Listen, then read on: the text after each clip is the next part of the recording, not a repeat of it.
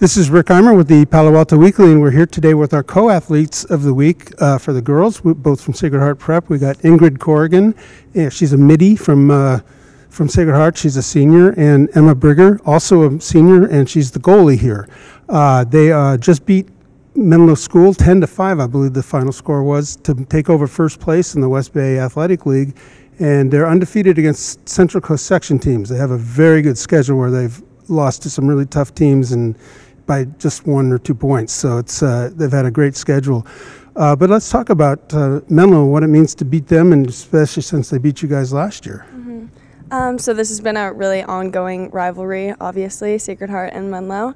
And it just feels good every year when we beat them. And we have some really good freshmen that have come in this year. And we were able to just perform really well, and we had a good game. Great, and I know you have to face all those hard shots and everything, but what did it mean to reject a lot of them from Menlo? It was just fun to be my defense was playing at their best, and they were making it easy to make saves. And every year we always want to beat Menlo, and it's fun to go out there and win. Right, now I know you've been playing for a long time. Let's start with you about the significance and the popularity of lacrosse these days, and what's been happening. It's just been exploding, and you've probably noticed that over the last 6 or 7 or 8 years. It's just been really fun to be a part of this growth of lacrosse in California, and just kind of the people that have come through the Sacred Heart program now, and being able to train with them and get better just through their shots and their defense. It's just been awesome. Yeah. Right, and so you just came to it just as a freshman, but you've seen it grow, I'm sure, in the last 4 years. What do you think of this? Well, it's a really, really fun sport, and I think that it has attracted a lot of different athletes from other sports. I know a lot of soccer players and runners who have converted to lacrosse. It's a really easy sport to pick up, and it's a really good atmosphere and good vibe. Right. Well, when I look at a lacrosse game, it's anything but easy to me, because I don't know what's going on half the time. But it's obviously very good, and it seems a little complicated, but and of course it's not a physical sport at all, right? But it is. And but when I see a score, I don't even know that it's a score until somebody says it is.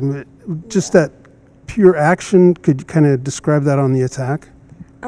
Well, I guess it's really fun to score, I guess, and just making these really exciting combinations on attack, and just, I don't know, the speed of play is really quick. As you said, it's hard to tell when someone has scored.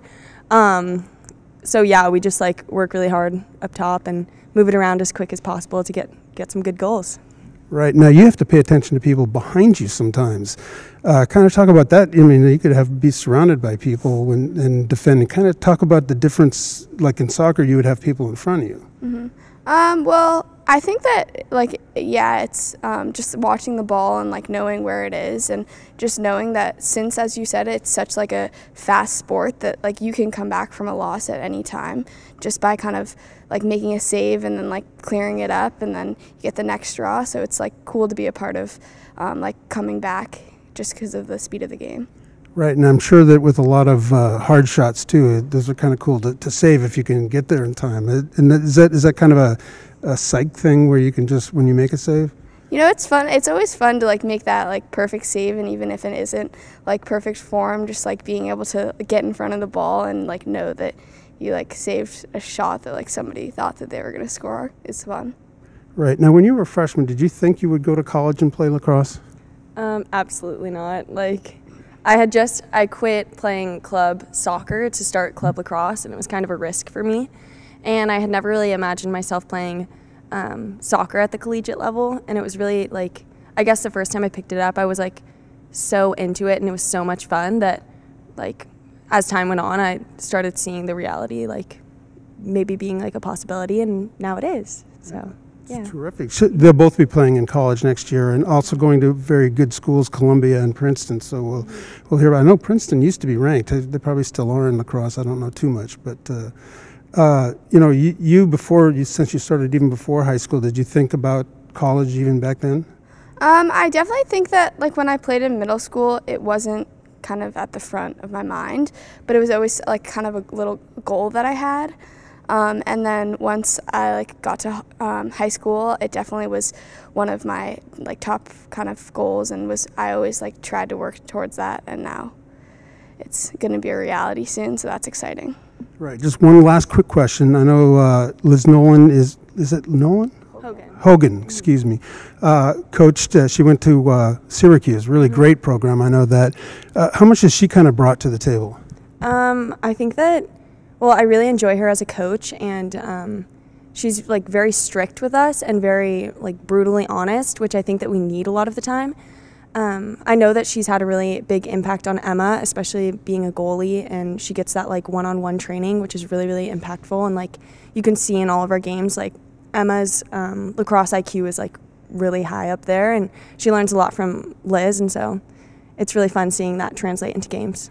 Oh, well, we'll get your take on that then. It's awesome to work with a goalie who's just so talented and knows so much about the game, and it's been so awesome to have learned from her for so long, and it's just cool. Yeah. Great. So we've been talking to Ingrid Corrigan and Emma Briger. They are our Athletes of the Week, and congratulations. Thank you. Thank you. And if you want to find out about next week's Athlete of the Week, hit that subscribe button down below or visit us at pasportsonline.com.